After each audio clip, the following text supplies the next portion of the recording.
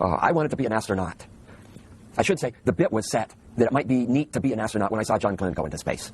I know a lot of people have said that. Probably half the people in my class point to that one event in terms of saying, wow, I want to do that too. And after that bit was set, I went to school, did technical stuff, engineering, science, and then when I was getting ready to graduate, all of a sudden I realized, hey, I'm qualified to become an astronaut, and there happened to be an astronaut selection at that point in time, so I put in an application. So this has been the goal for you all along?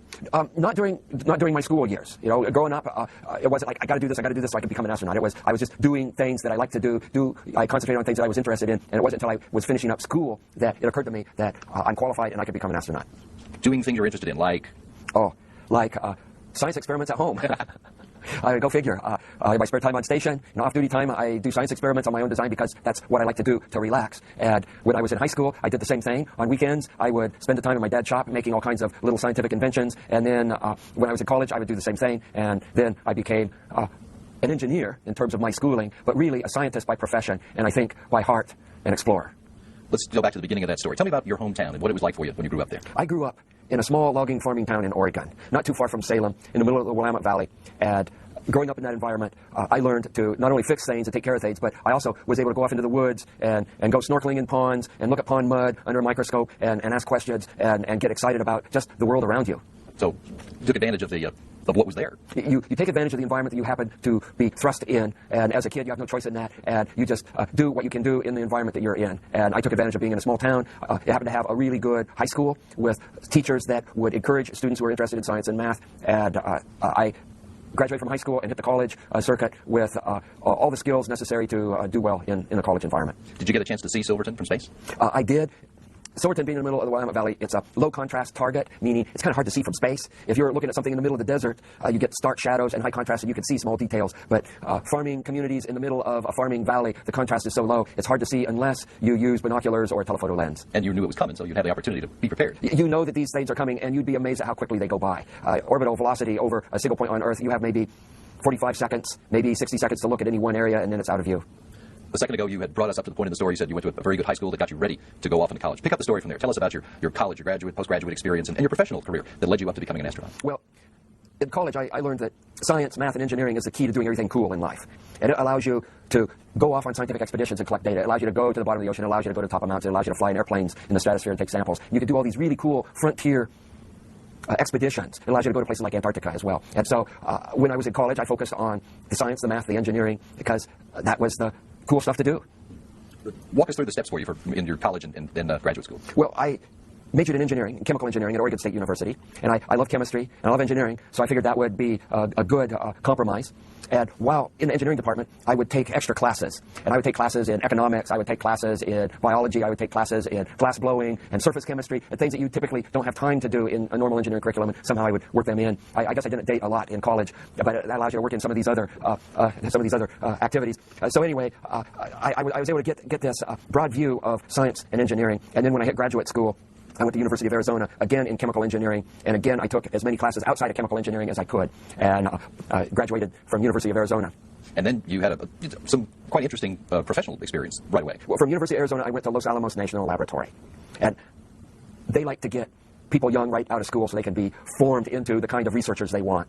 And at Los Alamos National Laboratory, I worked in the capacity as a scientist. And then from Los Alamos, I was there 13 years. From Los Alamos, I got picked up by NASA.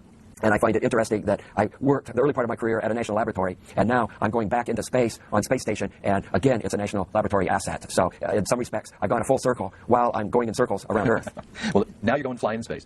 And this is a job that has risks associated with it that most of the rest of us don't have to encounter in our jobs.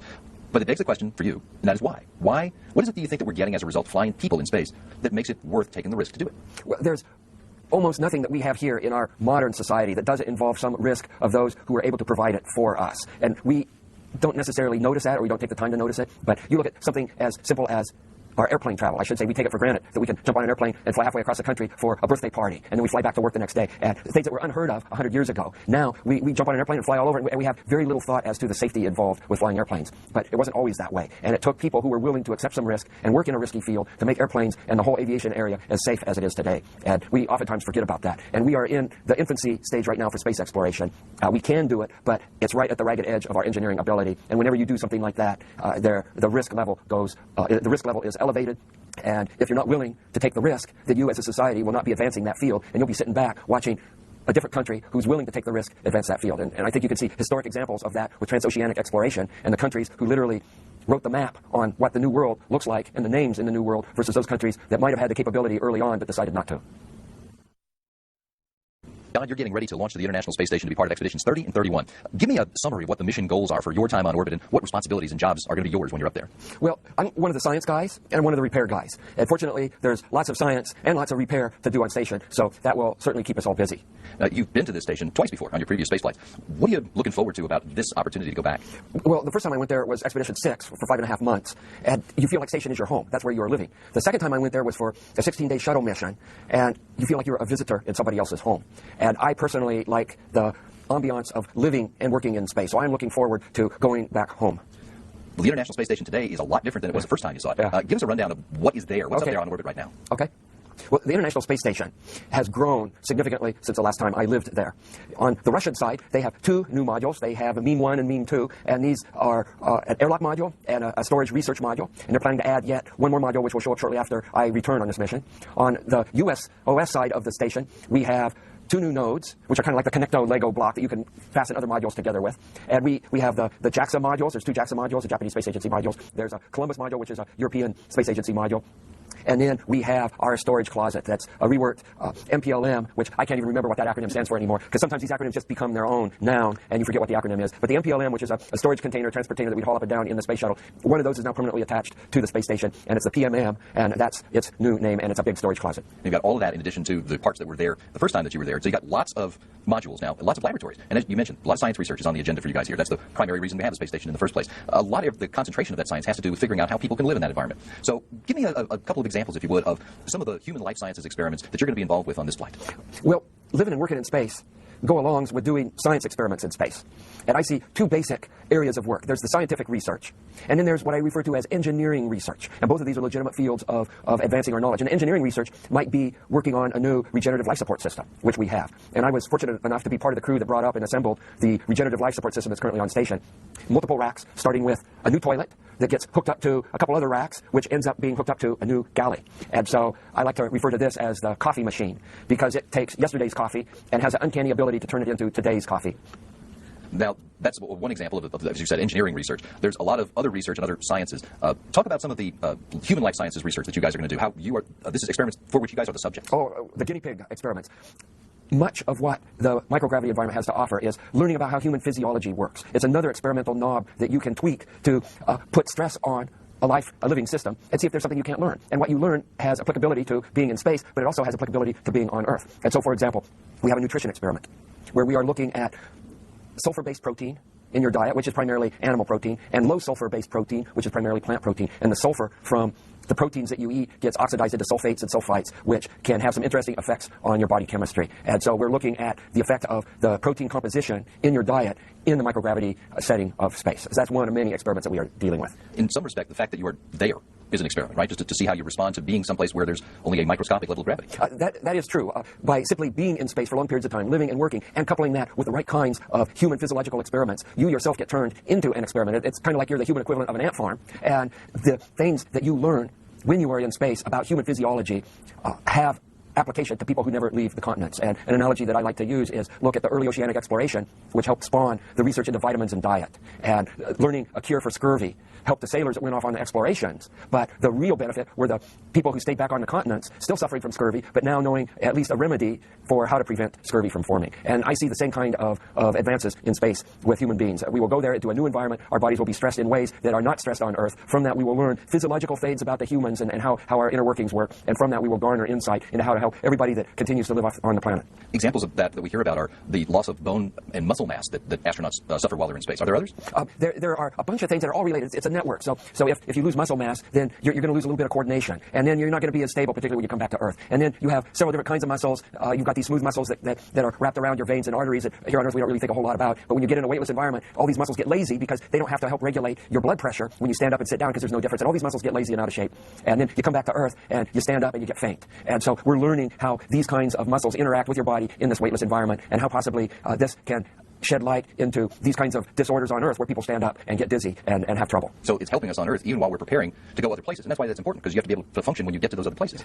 Yes, I think you will find in a frontier, when human beings go off to a frontier, there are technical issues, engineering issues, human physiological issues that surface that you need to solve in order to continue to live in this frontier.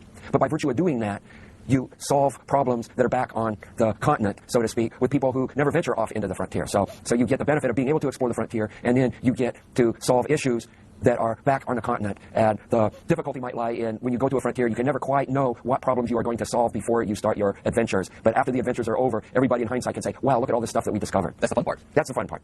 There's science in which you are the guinea pig, as you said. There's a lot of other science on board for which you guys will be the assistants to investigators on the ground, their hands and eyes working in the laboratories. Tell me about some of the other kinds of, I guess, what some people would call the hard sciences, that experiments that you guys are working on. Well, being an astronaut on space station is a lot like being a graduate student in the lab in college once again, where you have a major professor that funds your research, and he also tells you what to do with your research, yet you have the license to make some new discoveries and venture off a little bit from what the programmatic research plan was designed to be. And space station is similar to that, and we have programmatic research, and we are like graduate students doing the work at the beckoning of the principal investigators who are on the ground. Now, some of the experiments that we're working on, we've got this really neat combustion experiment where we are looking at how flames burn in a weightless environment, and flames require gravity and buoyancy-driven convection in order to make what we consider a flame or a fire here on Earth. And you remove the role of gravity and flames become a completely different sort of animal. And this experiment is from NASA Glenn and requires a lot of fiddling around with the astronaut on orbit, because first you have to get the flame lit, which is not necessarily an easy thing to do, and that takes a fair amount of fiddling around. And then once you get the flame lit, then you got to tweak on knobs, adjusting flow rates and things in order to get the flame to kind of dance around right where you want, and then you collect the data. And that is sort of science experimentation at its best, because we're using the human capability of having a pair of hands and a pair of eyes with a brain on orbit to twiddle knobs and adjust things, while the principal investigator, like our major professor at graduate school, looks over our shoulder and directs the experiment. There's a fascinating concept that the JAXA scientists have come up with, and this has to do with not manufacturing something in a weightless environment for use on Earth, but it's manufacturing a template that requires microgravity to get atoms arranged at the nanometer scale. And then you bring that template back to Earth, and once that template has been made, you can use it to create more templates on the ground. So it's a fascinating twist to manufacturing in space, where you make one of something in space, you bring that one of something back down to Earth, and then you use that to reproduce, mass reproduce copies with that same microgravity imprinted scale. And that is a fascinating use of the microgravity environment on space station, and they're having crew like me work on this experiment during our mission. I found something interesting, too, a couple of minutes ago when you were differentiating about the kinds of science. You were talking about science such as this, where you're doing work for people on the ground. But then there's also other science that you guys come up with your own, on your own. When you were the NASA ISS science officer back on Expedition 6, you pioneered the Saturday morning science, where you took advantage of some of your free time and did some really neat and interesting-looking things that helped make science concepts understandable. You did it on your shuttle mission, too. You have plans for to do the same thing this time around? I most certainly do. And Great. Let me talk a little bit about time on station. And I like to say that we have two kinds of time. We have on-duty time and we have off-duty time, and that we really don't have any free time on station. And during your off-duty time, that's when I plan to do science of opportunity or science of my own design or Saturday morning science. And these are simple scientific demonstrations that I can use on a non-interference basis, using galley materials and little bits and things that I find on station, and use these in some clever way to illustrate some basic principle of science. And I'm planning a whole repertoire of these Saturday morning science demonstrations. That's good to hear. I look forward to that.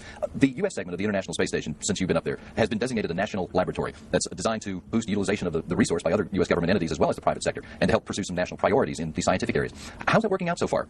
In what new ways is the station being used by these other users? The national laboratory concept for space station is to allow other entities, both private and government entities, access to station in a way that they typically wouldn't be able to have, or maybe wouldn't think that they would have. And so they work on their own experiment, and then NASA gets the hardware up, which is hopefully smaller bits of hardware, and then you utilize the big facilities that are already on station, and then the crew time is provided to do these experiments. And the National Institute of Health is one of the big initial partners for using the national laboratory concept on the space station. And as you can imagine, it all again hinges on human life science, or life science done not on human subjects, but life science done at the beaker and test tube level. For the national laboratory concept applied to space station allows a lot more brains to think and formulate scientific problems than if you had a closed laboratory environment. And you have people thinking about science in their own discipline, maybe not necessarily thinking they could get access to a space station environment, and now they have access to the environment, and they're not polarized in the way NASA thinks. And so they're going to be able to come up with a different set of experiments than somebody within the program. So I think the national laboratory concept is quite exciting, and we will see what comes from it. Now, we've mentioned the fact that you and your crewmates are going to be working on science, but you're also responsible for taking care of not just the laboratories, but all of the facilities of the International Space Station. Outside of science laboratory work, what other kinds of things do you folks have to do on a daily or weekly basis? Well, living on space station is a lot like living on a sailboat. And I particularly choose a sailboat because it has a lot of maintenance associated with it. There's always something that needs to be polished or cleaned, or corrosion fouls up some kind of a pulley, and then you got to do all the maintenance on the sails and this and that. And as soon as you get done getting everything fixed from one end to the other, you got to start right back and do it all over again. At station is exactly the same way. You're living in a harsh environment. You're working with special one-of-a-kind pieces of equipment that have serial number 001 or 002, and there's always going to be a few bugs in something like that, and you're always going to be fiddling with it to keep it to work. And you realize that space station is your home, and if it doesn't work right, then your home doesn't work right, and you're going to be aborting back to Earth. So it's important to maintain the space station, and in the process of doing so, you add to what I call the engineering research knowledge. It's learning how to make mechanisms that keeps human beings alive in the harsh environment of space, so that when we decide to venture elsewhere for longer periods of time, we will have the technology to do that. These days, the supplies are delivered to the International Space Station on ships that are provided by Russia and Europe and Japan. There are 2 new cargo ships being developed under a NASA program that have their initial flights to the station on the current schedule, going to be while you're up there. Fill us in on what these new vehicles are and how they mix in with the current fleet of supply ships. Well, I view these vehicles like wagon trains supplying some government-run fort out west. And it doesn't matter whose wagon train it is. What's important is that the wagon train eventually makes it to the fort, which is a government-run facility out west. And that's the model that I see. And what's important is to give as many entities who are interested crack at being a wagon train and sending supplies up to space. And so far, we've got a handful, and we'll see how successful they are in providing the services that need to keep space station going. Can you give us a little compare and contrast about these first 2 that are in line, the Dragon and the Cygnus? Oh, the Dragon and the Cygnus. The Dragon's made by SpaceX, and Cygnus is by Orbital Sciences. And a Dragon has upmass and downmass capability, so you can bring things home. Cygnus has upmass only, and then it has disposal capability in terms of bringing things up if you need to get rid of things. And trust me, we have a lot of things on station that you need to get rid of, and you don't want to bring them down to Earth. You just want to get rid of them. So they both offer capabilities for up and down mass or disposal. They both require near flyby station, and then sort of like a cowboy rope and a steer, we fly in the robotic arm and lasso the vehicle, and then we bring it up to one of the docking ports on space station. That's the same profile as the Japanese HTV uses, isn't it? Yes, it's the same profile that the Japanese HTV uses. It flies in a holding pattern about 30 feet away, 10 meters, and then we go in with the arm and snag it and berth it to a CDM port. Are you going to be doing the arm work? Dan Burbank and I will be snagging the first Dragon, assuming everything goes as scheduled. And he'll be flying the arm, and I'll be his right arm. Okay. Adding in these commercial cargo ships to the mix, as you said, it's in your opinion, it's just what's important is getting the supplies to the fort, not who owns the wagon. But are we looking at a new era? Is your flight going to mark a new era of spaceflight? Well, it's a new era from the point of view we're entering space station flights where the United States has no longer the capability to get human beings up and down to their space station. So that, I think, is probably the most significant part of this new era. And then supplies is another significant part of this new era, in that we have commercial entities that are lining up to take supplies to and from space station. You raise another interesting point that I want to ask you about, because you have a rather unique perspective on it. As you said, people have noticed that the United States doesn't have the capability of sending its own astronauts into space anymore, and we're relying on our Russian partners to get astronauts there. But you were in space when Columbia was lost in 2003, and the subsequent grounding of the fleet meant that you made an unscheduled return to Earth on a Soyuz. Plus, on this mission, you're flying up and down on a Soyuz spacecraft. What are your thoughts about America's near-term dependence on Russians to keep flying Americans to space? Well, there's a certain robustness to a venture like space station when you have more than one country's capability to resupply goods as well as crew. And we saw this during Expedition 6 after Columbia, when we relied on the Russians for transportation to and from space station until we could get the space shuttle system flight-worthy again. And we're working on a new vehicle, and we will have a new vehicle. And I see the situation we're currently in a similar situation to what we were in when we relied on the Russian Soyuz vehicle. So there's plenty of room to have more than one kind of vehicle going to station. It supplies a robustness to the support of the program. And I think the future will show that there will be multiple vehicles from multiple different countries, all flying to station, bringing supplies as well as crew. It's coming. It's coming.